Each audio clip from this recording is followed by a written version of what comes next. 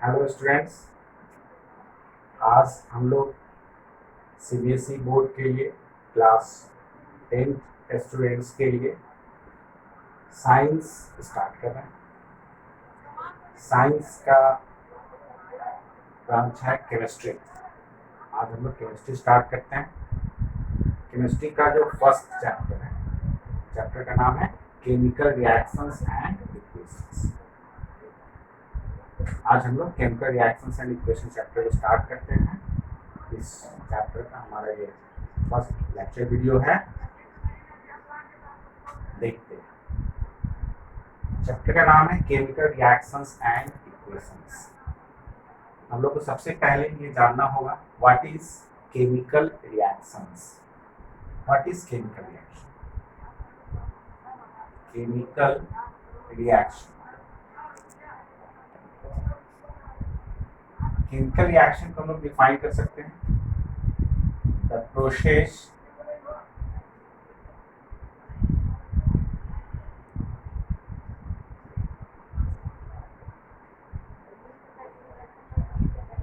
in which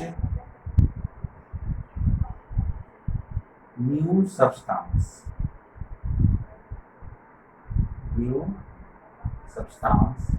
of new properties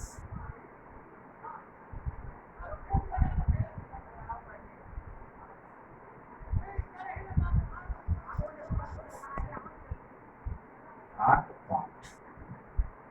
The process in which new substance of new properties are formed is called chemical reaction. मतलब जब भी कोई chemical reaction होगा तो निश्चित रूप से किसी नए सब्सटेंस का फॉर्मेशन होगा, न्यू सब्सटेंस। और जब नए सब्सटेंस बनेंगे तो डेफिनेटली उसका प्रॉपर्टीज भी क्या होगा। केमिकल रिएक्शन को हम लोग कैसे डिफाइन कर रहे हैं? केमिकल रिएक्शन को डिफाइन कर रहे हैं the process in which new substances of new properties are formed is called chemical reaction. मतलब केमिकल रिएक्शन में डेफिनेटली नए सब्सटेंस बनेंगे और नए सब्सटेंस जो बनेंगे उनका प्रॉपर्टी भी क्या होगा, न्यू होगा। तो हम लोग को सबसे पहले ये जानना होगा कि पता कैसे करेंगे कि ये सब्सटेंस न्यू है। कोई भी सब्सटेंस एग्जिस्टिंग सब्सटेंस से न्यू सब्सटेंस में तभी कन्वर्ट होगा जब उसका केमिकल कंपोजिशन डिफरेंट होगा। जब केमिकल कंपोजिशन डिफरेंट होगा तो डेफिनेटली वो सब्सटेंस भी क्या होगा, डिफर होगा। एक सिंपल एग्जांपल से हम लोग जो है इसको समझते हैं। Hydrogen gas, oxygen gas. Hydrogen gas और ऑक्सीजन गैस के बीच में जब केमिकल रिएक्शन होता है तो फॉर्म होता है वाटर, H2। हाइड्रोजन और ऑक्सीजन के बीच केमिकल रिएक्शन से बन रहा है वाटर। अब इसको हम लोग केमिकल रिएक्शन क्यों कहेंगे? क्योंकि केमिकल रिएक्शन के बाद जो हमको सब्सटेंस मिल रहा है वो H2 है। ये हो गया।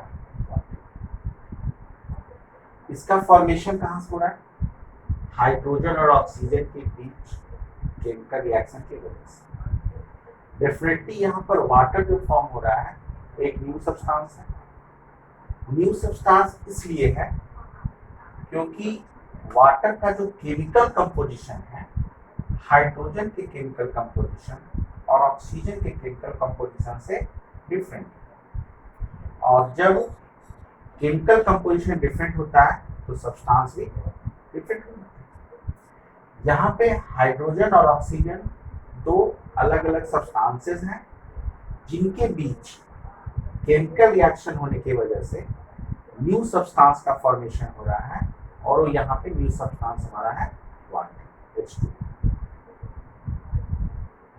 अब इस केमिकल रिएक्शन में जो रिएक्शन में पार्टिसिपेट करने वाला जो सब्सटेंस है इसको हम लोग कहेंगे रिएक्टेंट।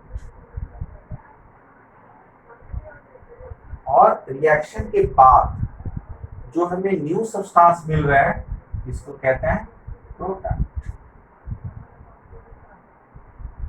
यानी रिएक्शन में पार्टिसिपेट करने वाला सब्सटेंस हो गया रिएक्टेंट और रिएक्शन के बाद जो न्यू सब्सटेंस बन रहा है वो हो गया प्रोडक्ट।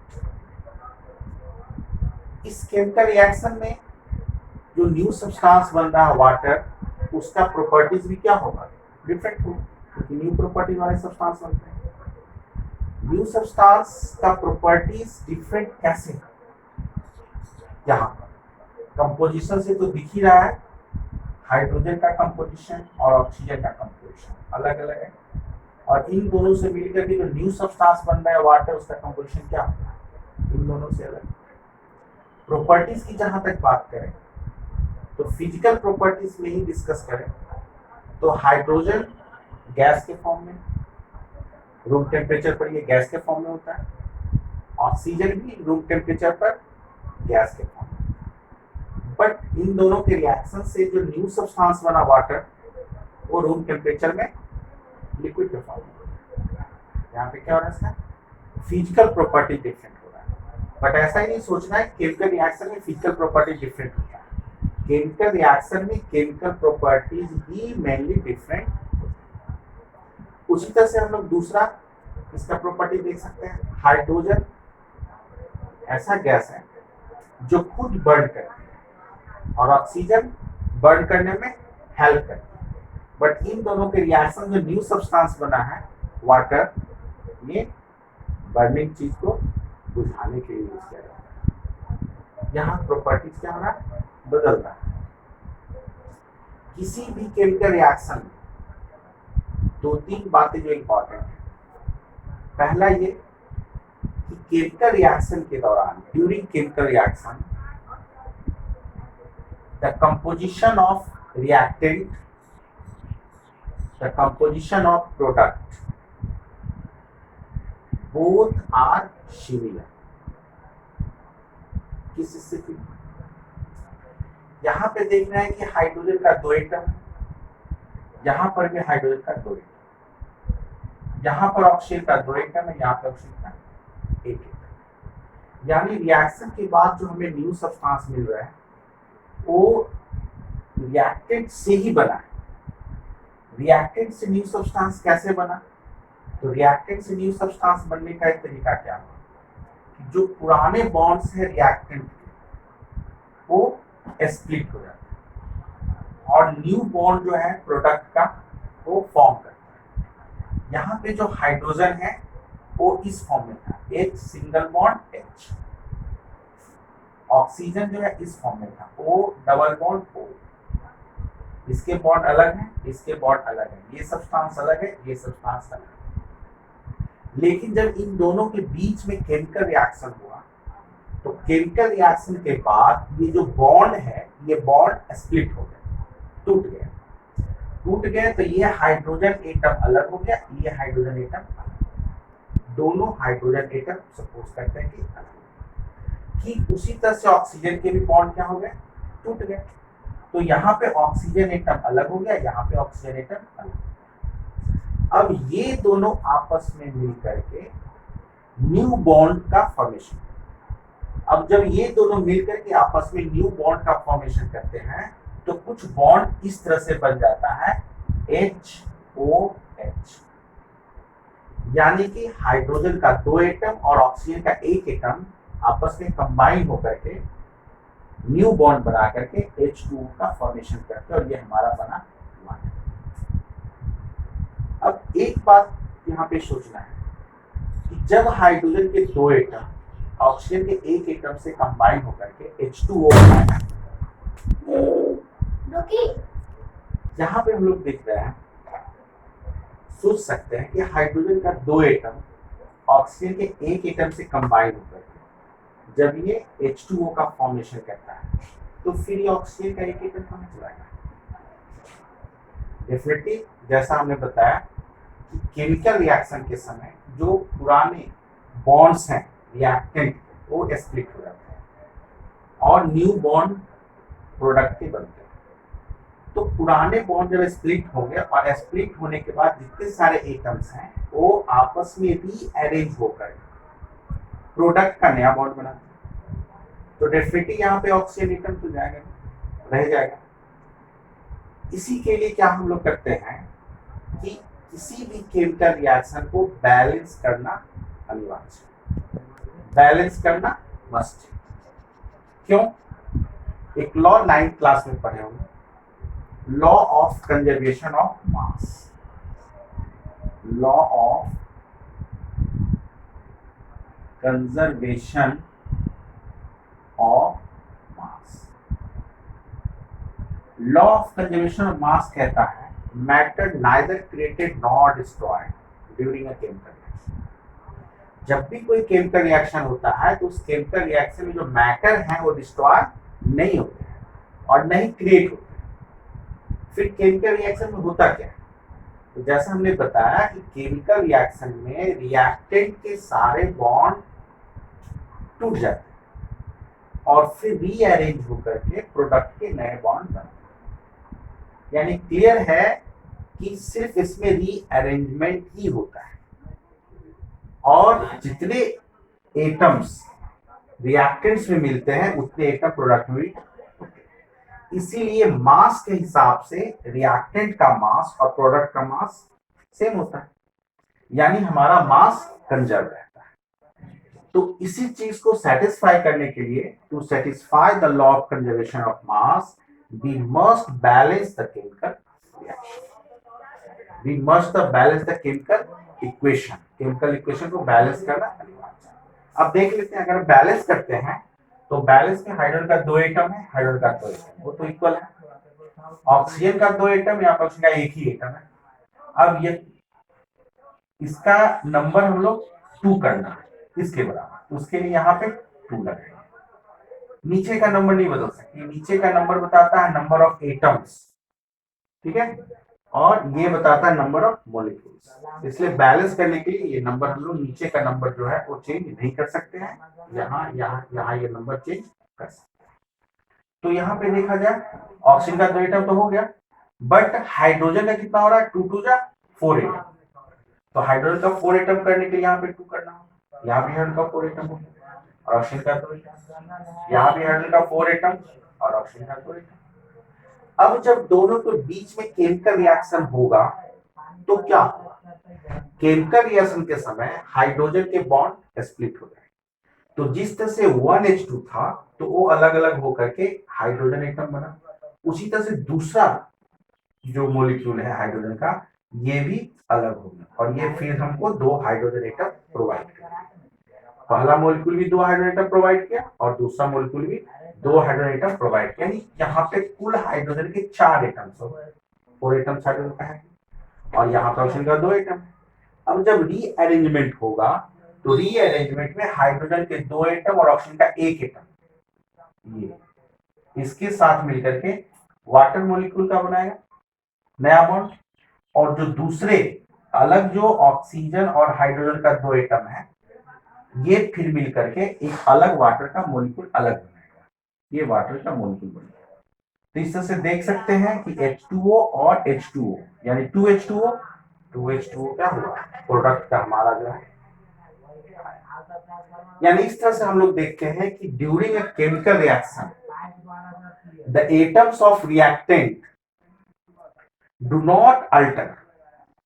जो रिएक्टेंट्स हैं उनके एटम बदलते नहीं है, न तो कोई एलिमेंट बदलता है और न ही उस एलिमेंट का नंबर ऑफ एटम्स बदलता है। रिएक्शन के बाद वही एलिमेंट का वही एटम उतने ही नंबर में हमें ऑब्टेन होता है, बट फर्क यही रहता है कि रिएक्शन के पहले का जो रिएक्टेंट है उनका अरेंजमेंट, उनके बॉन्ड्स अलग होते हैं और जो रिएक्शन के बाद जो हमें प्रोडक्ट मिलते हैं उनके बॉन्ड अलग हो जाते हैं। बॉन्ड अलग होने की वजह से सब्सटेंस भी न्यू हो जाता है और जब सब्सटेंस न्यू होंगे, बॉन्ड न्यू होंगे तो उसका प्रॉपर्टीज भी क्या होगा? न्यू हो जाएगा। और इस तरह से ये होता है हमारा केमिकल रिएक्शन। इसीलिए हम लोग केमिकल रिएक्शन को डिफाइन करते हैं the process in which new substances of new properties are formed. यानी वैसा प्रोसेस जिसमें नया सब्सटेंस नए प्रॉपर्टीज का हमें मिलता है या बनता है, ये केमिकल रिएक्शन। एक और बात, किसी भी केमिकल रिएक्शन को होने के लिए एक फेवरेबल कंडीशन का होना अनिवार्य। फेवरेबल कंडीशन,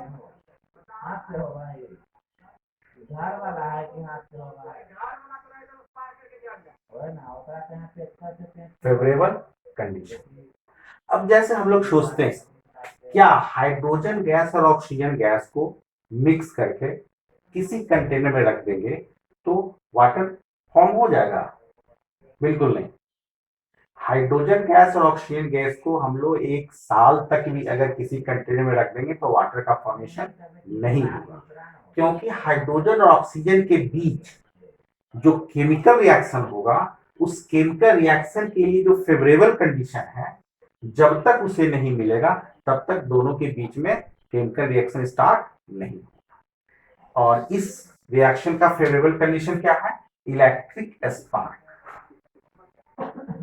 इलेक्ट्रिक स्पार्क यानी कि जब हाइड्रोजन गैस के कंटेनर और ऑक्सीजन गैस के कंटेनर में दोनों गैसों को अगर एक साथ मिक्स करते हैं और उस मिक्सचर में इलेक्ट्रिक स्पार्क कराते हैं, तो इसके लिए एक फेवरेबल कंडीशन आ जाता है। और ये फेवरेबल कंडीशन यानी जो इलेक्ट्रिक स्पार्क है, ये क्या करते हैं कि इसके हाइड्रोजन एटम के बॉन्ड्स को स्प्लिट कर देता है, ऑक्सीजन एटम के बॉन्ड्स को स्प्लिट कर देता है, और ये बॉन्ड्स अलग होने के बाद फिर क्विकली न्यू बॉन्ड का फॉर्मेशन होता है, और न्यू बॉन्ड के फॉर्मेशन होने से फिर नया सब्सटेंस यानी प्रोडक्ट जो हमारा वाटर है ये बन जाता है।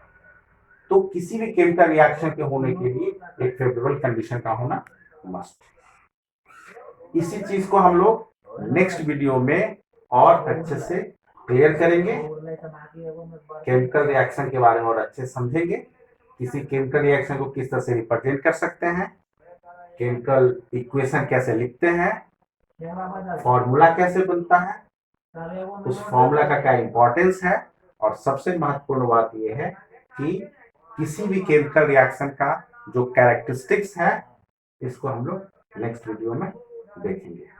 हमारे सारे वीडियोस आपको मिलते रहें कंटिन्यूअस, इसके लिए आप इसे सब्सक्राइब करना नहीं भूलें। हमारे इस चैनल को सब्सक्राइब करें, और जो सीक्वेंस है सारे चैप्टर्स का, वो सीक्वेंस बाय सीक्वेंस सारे लेक्चर्स वीडियो आपको मिलते रहें और आप उससे लाभ उठाते रहें। इसलिए हमारे चैनल को सब्सक्राइब अवश्य करें।